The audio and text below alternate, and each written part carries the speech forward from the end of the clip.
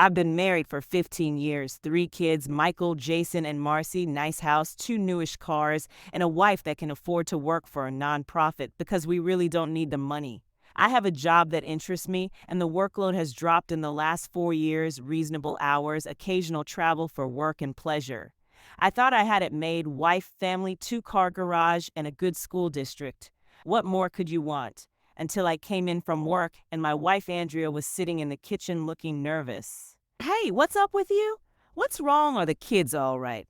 Her face contorted. "They're fine, Jeffrey, but I've got some really, really bad news to deliver. I'm leaving you to marry James Buchanan. It's nothing you did. There's nothing you can do to change my mind. I've emptied my closet and bureau. Everything else is yours." I felt my gut roll. Who the hell is James Buchanan? What's he got that I haven't? "You love him." "I do love him. We've been seeing each other for about a year. He's the governor's cousin from the side of the family that inherited most of the family fortune. The children and I will move in with him in Greenville, Delaware." That Buchanan, I could hardly believe it. "You've been screwing him for a year and I never had a clue." I was stunned. The world as I know it is gone. "It's true then," the husband is the last to know. "Well, I guess I made it easy for you, trusting you implicitly." "Are the children mine?" "Of course they are." "How could you think that of me?" "Oh, yes, they are yours." She was nice looking, but not a stunner. And nothing out of the ordinary in bed, unless she must have worked a lot harder to please him than she ever did with me. But what's the point? The pain was turning to bitter anger, but I was able to keep control of myself. I guess I've been screwing $1 million escort. I glared at her, jumped to my feet, and gestured towards the door. "Well, get the hell out of my house, and don't let the door hit you on the way out. You got him, cheating witch. Enjoy the good life until he dumps you for someone younger. I have nothing more to say to you." She tossed an envelope on the table and moved quickly out the door. Then I sat and cried. I went upstairs to lie down and saw that the children's rooms had been emptied out, including the pictures they had hung on the walls. It felt like I was living in a tomb. In the weeks to follow, she and James Buchanan refused to let me talk with my kids. It was Macy who snuck out and knocked on my door. We worked out a clandestine meeting arrangement. I got 6 burner phones and gave the kids one of the numbers. Every couple of weeks I gave them a new number, so if anyone checked their phones, my numbers were only called occasionally. We were careful about emails, which could only be sent from the library computers or a friend's computer. I used the name Lenny Elmore after Elmore Leonard, the wonderful author, as my email name, again to hide from my ex. So I kept up with their lives, not as often as I would like, while Macy called every other day, usually on a friend's phone, and the boys about once or twice a week. In the months that followed, it didn't get better. Words cannot describe the fury, hurt, depression that washed over me, that was drowning me. Andrea had traded up in marriage, so far up that she didn't bother to ask for any of our assets, alimony, or child support. There was no point. I guess to her credit, she asked for nothing of any commercial value. But what she did take was priceless: my 3 children. We sometimes read stories where a woman is offered $1 million to have sex with some guy. Usually it's women we wonder about. The assumption being that most guys would do it for free. The goofy part of that question is, who would pay $1 million for sex, especially for sex with an average person? I guess that Buchanan has tens of millions of dollars, so I can see her bailing for that. Who knows, maybe it was love. I can say for sure I wouldn't have run off with a Mrs. Buchanan, but I suppose you don't know until someone offers. And the kids, too, hiding contact with me. I guess it's the money, too, the promise of a free Ivy League educations along with the more immediate. The immediate pleasures of the lifestyle big money can bring: cars, clothes, skiing in Aspen, summer in France doesn't compare with surf fishing at the Jersey Shore with Pop, but neither does it excuse my children for not insisting on having a foot in each camp. I thought I brought them up better than that, but then they are kids. The biggest thing was still, what the hell did Buchanan see in her? She really didn't stand out in any crowd I could imagine. She was middling in everything. She was really good with people, but so are a lot of people. As to our friends, most stayed cordial, but now being single, occasionally I was asked to a party, and I did have a couple of buddies to fish with, but I was really lonely without my best friend, and I felt like damaged goods, which I was. I thought of suing them, but my lawyer told me to forget it, that I really didn't have a chance, and for what? I make good money. $130,000 a year, which is a nice living. but against Buchanan? So I caved and tried to get on with my life. Like I said, in that wrenched first year, I really had a hard time. My home was now just a house. Functionally, I was on the very edge of my children's lives. I wasn't fit to date women either. Really, it was my daughter that got me through that horrible year. I kept it together by immersing myself in work. I mean, what else could I do? I felt sorry for myself, buried in self-pity, rolled in misery like a dog in shit for almost a year. After 6 months of that, I sold the damn house and got an apartment in town, cut way back on overtime, and began to flesh out ideas I had come up with over the years, but were ignored by the elderly guys in management. I realized I was a better businessman than the fools running the company ever see clearly the way for the business to grow and prosper. But the management couldn't let go of the old business model they developed years ago, which successfully built the business, but was wrong for today's world and was taking it down. It was like I was sailing on the Titanic with me, the only one who could see the iceberg. What could you do besides dress warmly and stand near the lifeboats reading the launch instructions? My job search was producing nothing until out of the blue, I got a job interview from a company that bought one of our smaller competitors. They wanted me to implement my employer's old business model so they could grow their company. In a series of interviews, I pointed out the problems with that and outlined my own ideas. They were actually willing to pay a premium to lure me away from Titanic Inc., and more besides because their business was in Chesterton, Maryland. I was able to negotiate a big vacation package by agreeing to take most of it 1 day a week and a contract tied to business growth and profits. Apparently, they had had trouble getting people to relocate to a backwater. Charming or not, Chesterton is as chaotic in the summer as it is dead in the winter.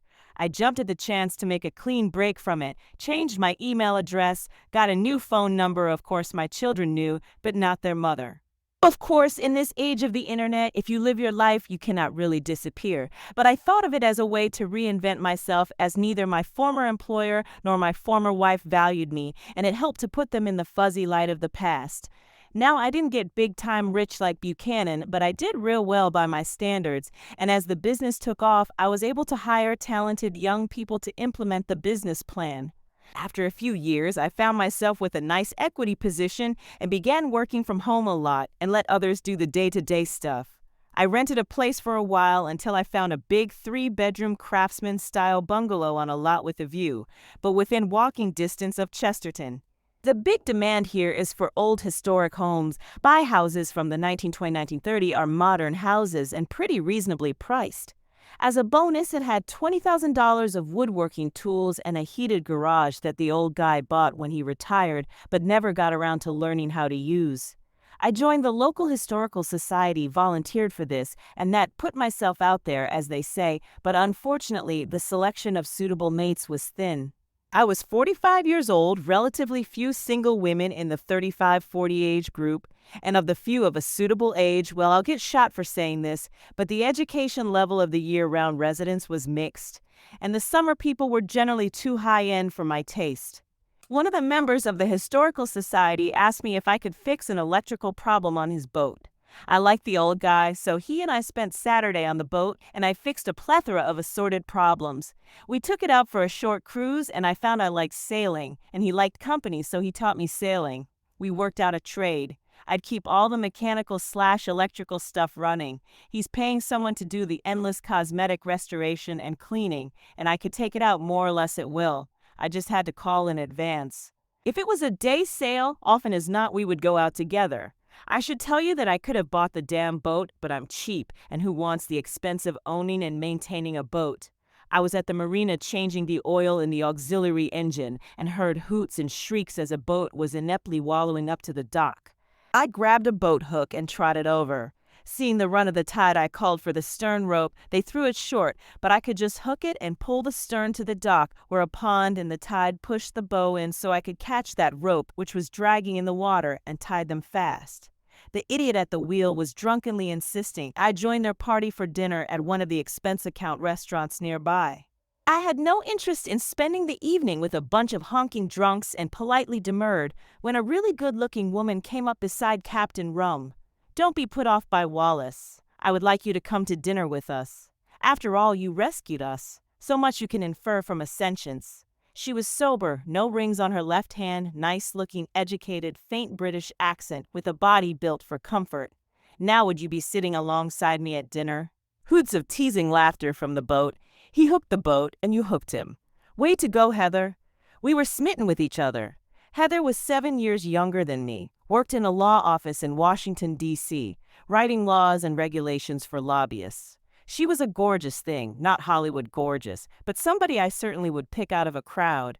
As we talked, I found she shared my politics, love of old things, the water, and reading. She couldn't have children, which bothered her years ago when she got the news, but over the years became reconciled with it. Me, after the experience I had with mine, that didn't bother me at all. Heather, I don't want this night to end. No strings here. Would you stay at my house? I have a guest bedroom with a locking door. Not that you need to. Got your driver's license with you? Give it to me. I handed it over. She took a picture of it with her phone. Emailed it. There, if I don't come back in one piece, my mother will come after you. Can you drive me to Waldorf Sunday night? Sure. Where's Waldorf? No cabs around the restaurant, but I waved to a couple of older women I knew fairly well who were just leaving, and I asked them if they could drop us off at the marina where my car was. One of them had set me up with 2 blind dates and was delighted to see I was sweet on Heather. After the introductions to Grace and Eulalia, who prefers to be called Lily, they teased Heather. Lily started in. Jeffrey is a real asset to Chesterton. I tried to fix him up with a local girl or two, but my mistake was not being able to find anybody who looks as lovely as you. We want to keep him here, so when you marry him, you have to agree to live here. Grace chimed in. He can cook, fix anything, and has a good income. Plus, he's nice to sweet old ladies. Heather gave it right back. Well, if he's been rejected by all of the young women around here, maybe I should be careful. They must know something. I don't Lily or more likely you recognize what you've got their bays regularly, but a very disheveled dresser, he doesn't need taking care of ladies, please. I just met Heather this afternoon. You'll scare her away we didn't have sex that weekend. But the next weekend, we took the boat out and we drilled like rabbits as both of us were ending a long dry spell. Physically, she was the opposite of my ex-wife. The ex was short, skinny, and blonde. Heather was almost as tall as me, nicely rounded body and jet black haired. She was English, her father from Avery, England, and her mother from Madras, India. Best of all, we laughed at each other's jokes. Unfortunately, she was also the polar opposite of my ex-wife in not so good ways. Andrea was willing to try anything you ever read about or saw in a spicy film and willing to do it a lot. Heather liked sex, but she was pretty uptight. I was puzzled because she talked a good game but was really limited in bed and that it wasn't getting any better.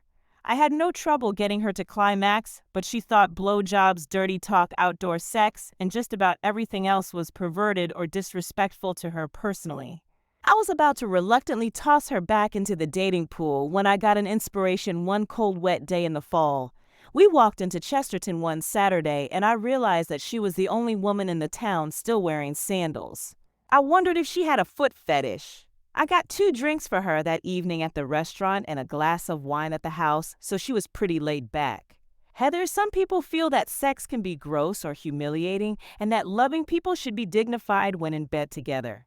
I think my job is to do for you whatever you enjoy, and that your job is to do for me whatever I enjoy. Jeffrey, don't you like making love with me? What are you talking about? What we do, you and I, is love making. You're good at that, but there's also lusty drilling and sex play, and we haven't done anything like that. Tonight, I'd like to have sex. Not getting into the details, but we had a grand finish. It was the first lesson I taught her in the pleasurably long and delightful journey of how to give and get great sex. This year, the weather was remarkably mild, well into October, and our romance was perhaps the happiest time for me in decades. Once a week, weather permitting, we'd sail on Chesapeake Bay. Often it was warm enough to shed our clothes for a while, with nary another boat in sight, and have a beer, swim, and generally screw hard once or twice, and snuggling under a blanket as the boat rocked us to sleep, and then to make love in the cool dawn. That fall, we fell in love. Chesterton is 150 years away from D.C. in lifestyle, but only an hour and a half by car. That winter, she sold her Waldorf condo and rented a pie to town in D.C., moving in with me in Chesterton. She has a somewhat flexible schedule and most weeks spend a couple of nights in D.C. and the rest with me. I proofread her stuff not so much for spelling and grammar, but for clarity and completeness. I would be bullshitting to say that I truly understood everything she wrote, but in the moment I could follow it, and if I couldn't, there was a problem with it. She was a bit more social than me, but I like people too, and we both enjoyed going out with her friends in town, my near home, and life was good. She had to go into D.C. one Sunday morning to spend the next couple of days preparing for a case, and as it happened, the town council meeting I attended was over sooner than expected that Monday, so to surprise her, I drove to the apartment, getting there about 9:30. No sign of her, so I called and her phone went a voicemail. I admit, having been blindsided by my cheating witch of an ex-wife, it worried me a bit. She returned my call an hour later, saying she was taking a break, but would be working half of the night. We chatted, me wondering how to ask her where she was, when she volunteered it. This is turning out to be a hell of a week. We found out Sunday that our Chicago office didn't do shit on the federal truck standards, so this morning we all decamped to the Westin in Fairfax to get it done by 2 p.m. tomorrow. I'll be lucky to sleep at all tonight. The only good news is I'll be able to be back in Chesterton a day early. Oh, good. Actually, the council meeting ended early, so I thought I'd surprise you. I'm at the apartment. Oh, you poor thing. Spend the night. I should be back around noon or 1. We can have lunch. I'd normally take you up on that, but I need to get back in the morning and you'll be exhausted. Honey, I'm so sorry I missed you. At least I'll catch your scent when I slide between the sheets. I'll be missing you. I'll take a long nap at the apartment tomorrow and be home in time for a late supper. I love you. A week later, she said, I realize I have to shut my phone off a lot when I'm in meetings or just so I can concentrate. But then I don't know who is calling, so I got a smartphone for just you and me. We can set it up so you can track me. That way you'll know where I am. I don't need to know that. I trust you. She laughed, and I trust you as well, but I have no secrets from you, and you never know, that phone feature may come in handy sometime for some other reason. So she gave me the gift of knowledge, which wasn't so good for Adam and Eve, but for me, I checked where she was a few times and never bothered again. We had had the biblical 7 years of good luck, and I wondered if it was coming to an end when I opened my door one Saturday morning to be greeted by my ex-wife. I wrinkled my nose and said, "You're dead to me," as I shut the door. Of course, Heather heard what happened. Who was that? My ex-wife. I told her to F off, but now she was knocking again. On how nice, invite her in. I told her she was dead and shut the door on her. Heather glared at me. It's my house too, and you'll be nice to her if only because she's a guest in our house. Things are obviously going very poorly for her, or she wouldn't be here. Heather smiled as she opened the door. My husband tells me you're Andrea. How nice to finally meet you. I'm Heather, by the way. I looked at her more carefully and shivered a little. Andrea was always thin, but now she looked gaunt with sunken eyes and cheeks. My first thought was, what the hell did I ever see in her? And the second had me wondering if she was seriously ill. Andrea looked at me warily and said, I'm sorry to intrude, I won't be long. Heather slid right in with, don't worry about that, we're staying at home this afternoon. We were thinking of going out, but Jeffrey has some yard work to get done on putting water on. I do so want to talk with you. Did you have a pleasant drive down? I took the hint and went outside, call me when the coffees dripped, and left them to themselves. It must have been 20 minutes later Heather called. Coffee's ready. I had put the last quart of oil in the mower and went in the house to clean my hands and pour a coffee. I sat with them as they finished their chatter. Peace came over me. I realized thankfully that I had no feelings for Andrea at all, no love, no hate, zero emotions of any consequence, and looking at the two of them, I can honestly say I was well rid of her. The coffee mugs were finally empty. So after all these years, Andrea, I don't suppose this is a social call. No, it isn't. You have 2 daughters. The youngest is 7 years old and needs a kidney transplant. Jesus, what a bombshell. No, of course I knew she and Buchanan had daughter, but mine. Can't be. You don't say. That's too bad. But as you know, I've never met this child, so why don't you go to Switzerland or wherever money can buy everything and fix her? That's got nothing to do with me. So for the second time, why are you here? My husband's shooting blanks and handing me an envelope. I knew you would be doubtful, so I got the DNA reports. I didn't have a sample of your DNA, but all of your children have the same father. She's your flesh and blood. We're having trouble finding a kidney match, and she in total kidney failure. Jeffrey, she won't live all that long, and the doctors think you're likely a match. I'm not, or I wouldn't be here.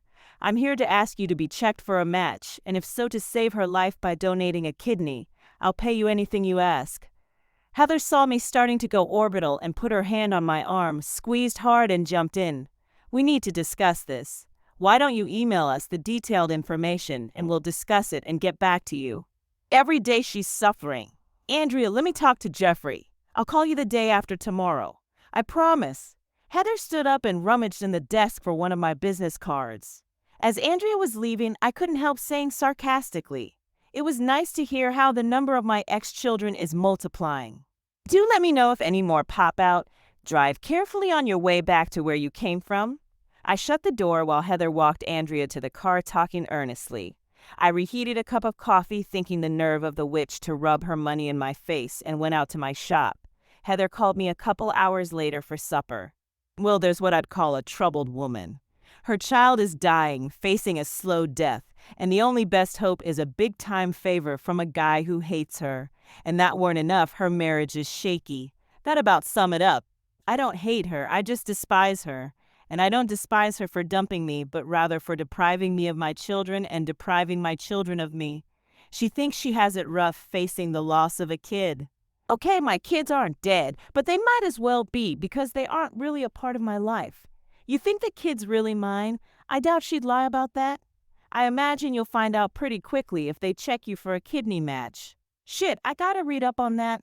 I really don't know nothing about kidney disease, transplants, or anything like that. You make her any promises? Just what you heard me say about calling her Tuesday. The child is stable, but not good. And Jeffrey, I'll support you whatever comes. I got looking up on Wikipedia, the National Kidney Foundation website, and whatever, and found that the kid eventually dies without a new kidney. There is a huge shortage of kidneys. The best outcome is if the donor is a close match to the recipient. The kid would probably get a transplant at some point, but it would be a miserable time for her until she got one, and she might still die of kidney failure. Sunday night, I poured Heather a glass of the good wine we save for company, not the usual plunk we have on the table. You realize I would love to kick that cunt to the curb and throw her under a bus. She hasn't changed a bit. Had she not absolutely needed me, she never would have told me about my daughter. But I have to do this. You know that, don't you? This what? Throw her under the bus or donate a kidney? We both laughed. It broke the tension. Love, I wish the kid was okay. I wish your children were part of our lives, and I wish you got to keep both kidneys. But if I had a child, I know I'd do anything I needed to do to save her, and I know you feel the same way. So I understand why you need to give her your kidney. I saw that strength, that courage and loyalty in you before. I married you. I was thinking. So she gave us a get-out-of-jail-free card, didn't she? What do we want to come out of all this? Right now, all the pain and blood is all on me. Well, my daughter, too. How can I get the ex and her husband to put some blood in the game? I don't know why you would care. Forget him. Focus on what you want. Do you know what you really want? No. I never really gave it a thought, do you? She patted my arm and smiled. You need to answer that question, not me. I was thinking when my other kids were growing up, I was working so hard to bring home the money, working on the house and cars, that I didn't get to enjoy my children much, and then they were gone. So here's a daughter I don't know at all. I'd like to be part of her life, have my picture taken standing next to her on prom night. They still have proms, don't they? Heather nodded. I'd like to raise her as I wish I could have raised my older children. That's what I want. Jesus, Jeffrey, you want custody. She'll never give you that, and it would be traumatic for the child, too. I'd be happy to have Karen on a weekend or two that might work. I think she might give us custody. Remember the judgment of Solomon? 2 women claim a child. Solomon decided to cut the kid in half, 1/2 for each claimant. One woman agreed, the other renounced her claim rather than the child dying. Solomon declared her the mother. Andrea will do the same, but I want her to have to work for it. Jeffrey, you don't believe that. You can't make custody a condition of donating a kidney. A kidney for the kid for a kidney. What are you thinking? A lot of thoughts are running around in my mind right now. You're right, I can't require custody as a quid pro quo. The kid gets my kidney, but I was thinking Andrea doesn't have to know that. I had worked hard to push the rage out of my heart years ago, and did a good job of it too. But seeing Andrea and this secret child, it came flooding back. I wanted revenge on Andrea too, but I didn't tell Heather that. That night we worked out the framework of a deal, and one of the lawyers Heather worked with offered to work it up into something nice, legal, and enforceable. Just before we went up to Greenville, I added a page at the end. Took me almost 20 minutes to find the same font the goddamn lawyers used. I wanted everything to match. Monday, she called Miriam and set up a family meeting between us. Miriam, her husband James, and my 3 older children. We stipulated that Karen not be present, which was only common sense. I went up the day before for a tissue match, which proved she was my daughter and that I was an excellent match for a kidney donation. While I was doing all that, Heather spent the better part of the day visiting with Andrea and the children, and they got along quite well. The next day, Heather and I sat down with the Buchanans. James was clearly annoyed at the whole thing, Andrea was sick with worry, and my other kids weren't much better. They did look good, wearing quality clothing, expensive haircuts, perfect teeth. While I read up on all this and the Kidney Foundation is a really good charity, I'd like to see them come out ahead on this. So it turns out that you were correct, Andrea. Karen is my daughter, and the good news is that I'm a good match to donate a kidney for her. But what you are asking me to do is to undergo major surgery, clop out one of my kidneys, and give it to a stranger. But she's your child, said my ex-wife. No, she's the child of James and Andrea Buchanan. I waved towards them. You all left my life abruptly and for good, and none of you ever told me about Karen until you absolutely had to. I have every reason to expect you'll cloister Karen away from me as well, just as soon as you get your pound of flesh out of me. Plus, this is all on me. Not one of you will have shed a drop of blood, not a minute of pain. I mean, you folks don't have any skin in the game, do you? Sorry, but the continuation of my genes isn't that big a deal in my life. Andrea's face was contorted in anguish. There has to be a way. We'll do anything to save her. Anything you want. I paused a bit for dramatic effect. What will it take, you ask? Well, 2 things for one. I want some time with my daughter. 72 days a year, 20% her time she'll live with Heather and I. Andrea, would you think that's fair? What's that? 2 weekends a month?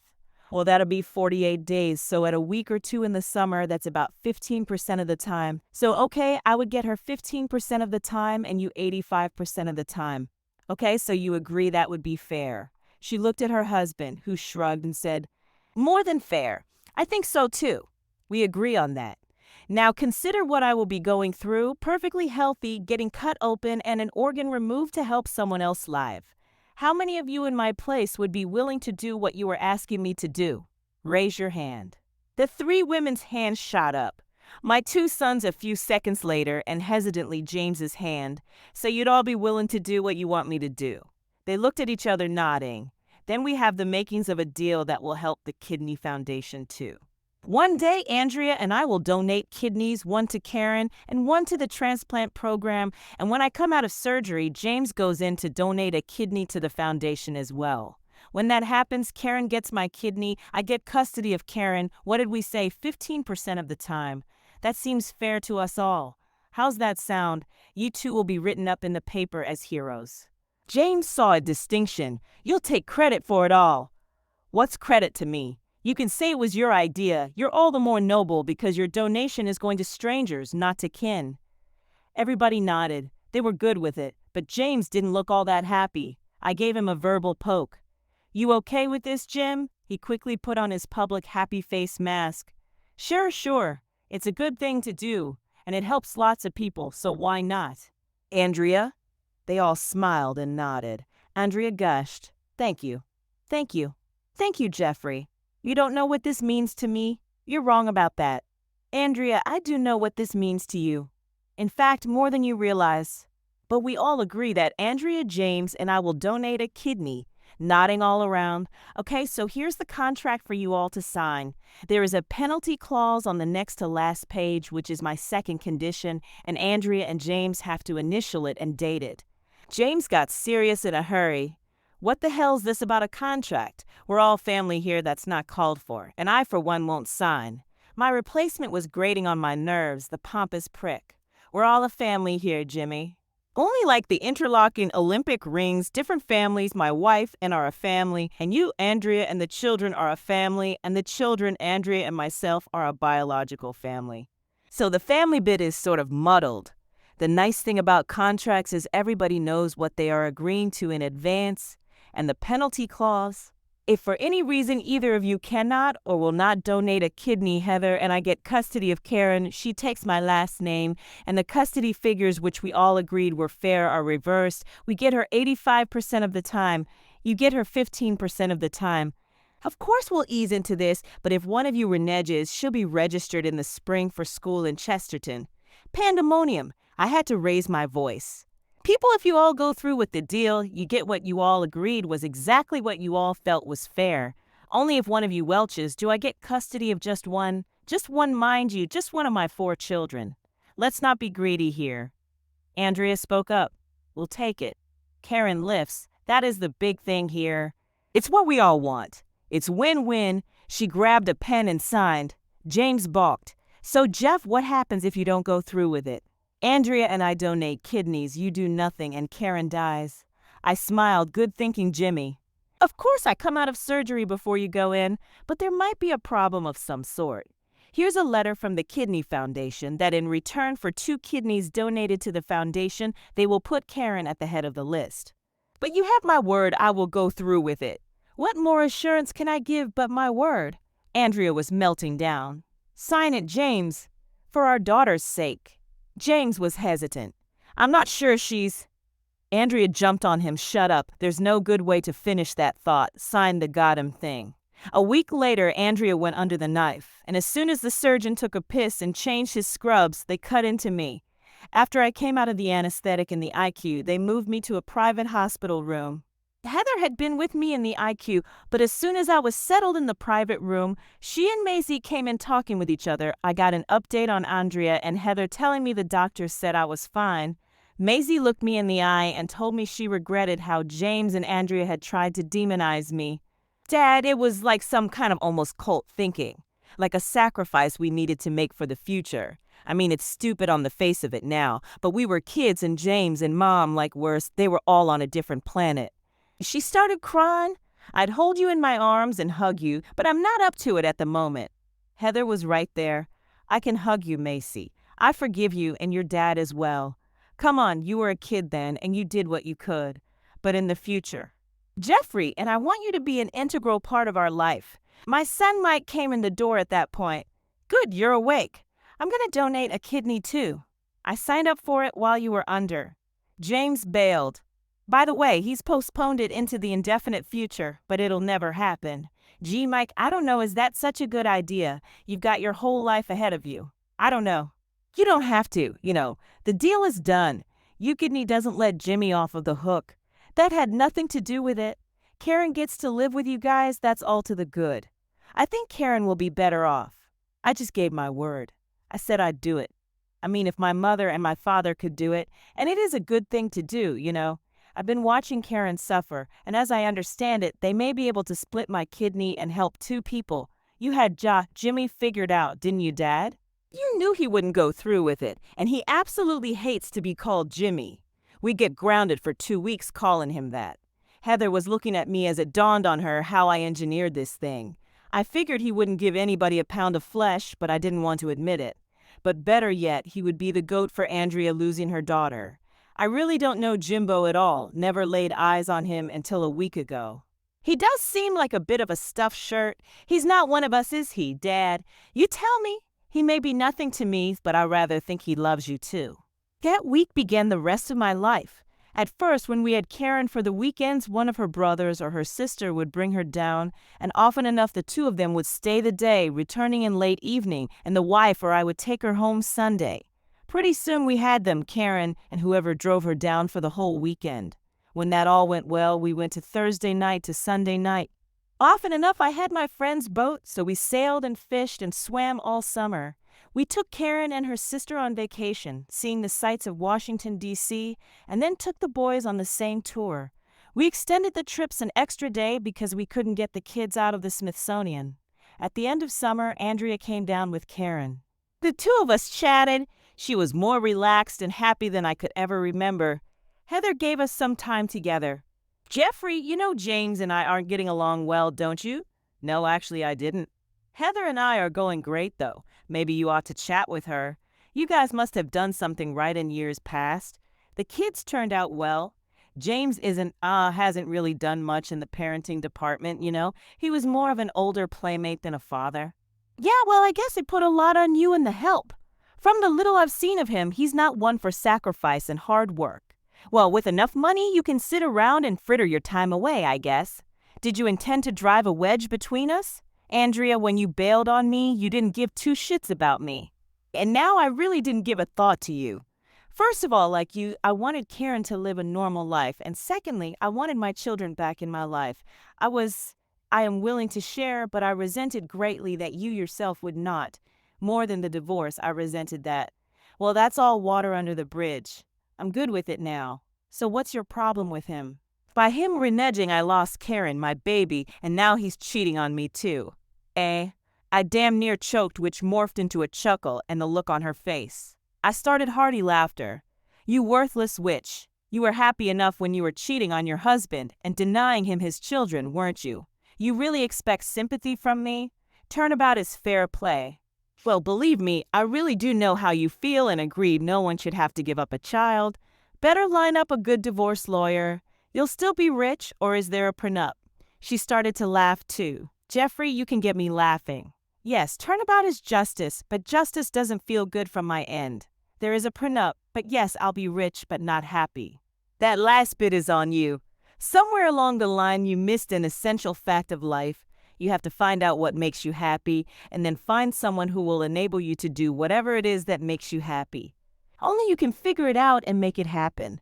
So what if James is not the man? Cut your losses and develop an exit strategy. Do what you did last time, start looking. And when you find someone to be with you, someone to help you through the divorce, at least dump your second husband and marry your third. You're well preserved, skinny is still in fashion, you've got money, you play golf, tennis, and probably still great in bed. What are you lacking? Seriously, give Heather a call. Whatever she did when her husband left her work for her, she can at least commensurate with you more than I can. I started laughing again. I couldn't help myself. Andrea left in late afternoon, later Heather, Karen, and I walked into town for supper and back home. That night in bed, I told Heather about our conversation. So you told her James was just doing to her what she did to you? That wasn't nice, and she stifled a laugh. You think she was making a run at you? That's an old-time phrase, isn't it? Make a run at you. Don't be silly. She sees how happy I am, how much you and I love each other. Besides, I told her to talk with you, that whatever you did after your divorce worked out fine for you, she can rot in hell for all I care. I went on to tell her how much I love you. Heather and I had as grand a time that night as one could have, and not wait, Karen. Andrea eventually moved to Florida and invited us all there for Thanksgiving. She had the dinner catered, and it was awful, at least by home cooking standards. Thereafter, the children alternated going there at Christmas and New Year's at our place. And we all got together for a grand 4th of July picnic in Chesterton. The children did keep in touch with James, and to be fair, he did care of them financially. Myself, I only saw James twice after that, once for Macy's marriage and again at Michael's marriage. When Jason married Edward, we held the service in Chesterton. James didn't reply to the invitation, but to his credit, he sent them a check a couple of weeks later. Oh, and Andrea. She spent a fortune on surgery over the years to sort of keep her looks, but surgery does nothing to make you beautiful inside. In a few short years, she became bitter and envious. The children decided that rather than all visit her, they'd take turns having her visit their houses for the various holidays. That way, the kids figured as each took their turn in the barrel, none of them had to see her all that often. They tell me she's had a long string of lovers, but none stuck around for long. Not been a happy life for her. Me and mine. I'm good.